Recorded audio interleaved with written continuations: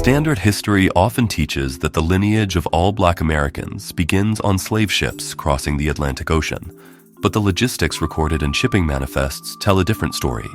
Between the 16th and 19th centuries, records indicate that only about 350,000 to 500,000 enslaved Africans were actually imported to North America. To reach the nearly 4 million enslaved people recorded by the late 1800s, this initial group would have needed a massive birth rate. However, roughly 2/3 of those original arrivals were men and children, a demographic profile that contradicts the idea of such rapid natural expansion. This leaves a massive discrepancy of millions. If the population growth wasn't coming from across the ocean or domestic births alone, we have to look at who was already on the land. Research suggests that up to 80% of people identifying as Black Americans today are actually indigenous Aboriginal Americans whose ancestors lived on this continent long before colonization. These millions of indigenous people were reclassified on paper through a paper genocide. A sovereign population was legally stripped of its heritage and assigned a new engineered identity. This process was executed through the U.S. Census. In 1790, indigenous people were initially acknowledged and recorded under the category of free non-whites. This designation mattered because nationality links to ancestral territory, acknowledging they weren't imported property. Over decades, the government deliberately shifted these indigenous populations into restrictive racial categories. With a pen stroke, free non-whites became mulattoes, then colored, and eventually Black. This was the implementation of linguistic bondage. In legal dictionaries like Black's, the term color is defined as an appearance as distinguished from that which is real. By assigning a color as an identity, the law defines the individual as a deceptive appearance rather than a sovereign being. This reflects the Roman concept of civiliter mortis, civil death. In Rome, being civilly dead meant you had no legal persona, no name, and no ancestors.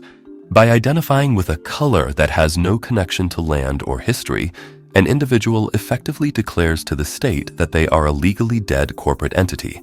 Strategic census relabeling served a specific purpose. It legally severed sovereign indigenous populations from their ancestral lands by erasing the identity required to claim them. After the Civil War, the 14th Amendment institutionalized this system by converting individuals into corporate subjects. The amendment grants citizenship only to those who are subject to the jurisdiction of the United States. To be subject to something means to declare yourself liable, subordinate, and subservient. By agreeing to this jurisdiction to receive government privileges, individuals unknowingly signed a contract that surrendered their inherent freeborn sovereign rights. This created the straw man, a legal fiction represented by the all-capital letters version of your name. This corporate entity acts as a proxy that the government can control, while the living being remains hidden behind the paperwork.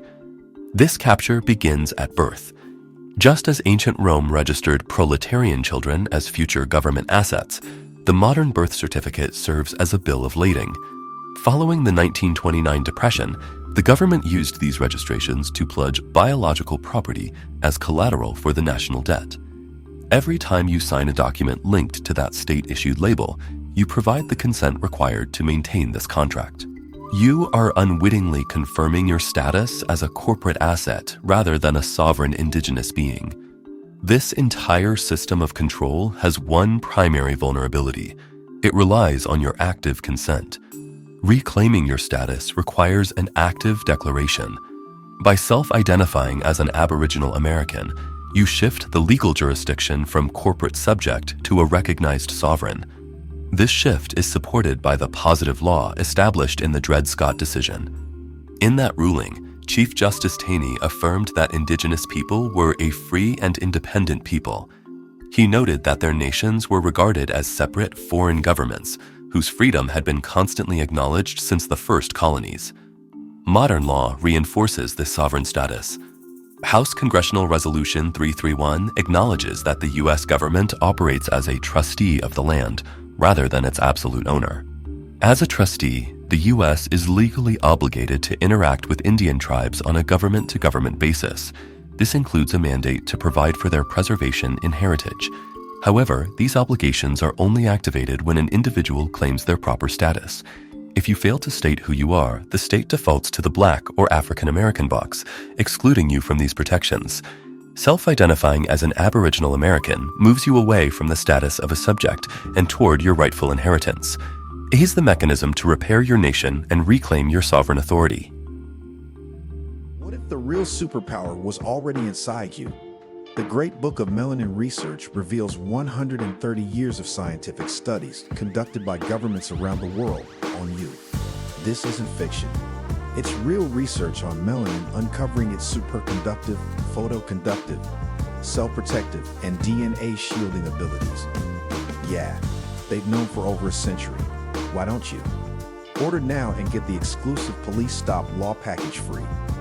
That's the Know Your Rights Manual, Constitutional Rights Card, Qualified Immunity Notice and Card, Police Stop Flashcards Volume 1 and 2, the Public Official Bonds Book. Learn how to hold them personally accountable. This is power in your hands, biological and legal. They studied you. Now you study them. Click the link. Get the truth. Get protected. The Great Book of Melanin Research. It's time you knew what they know.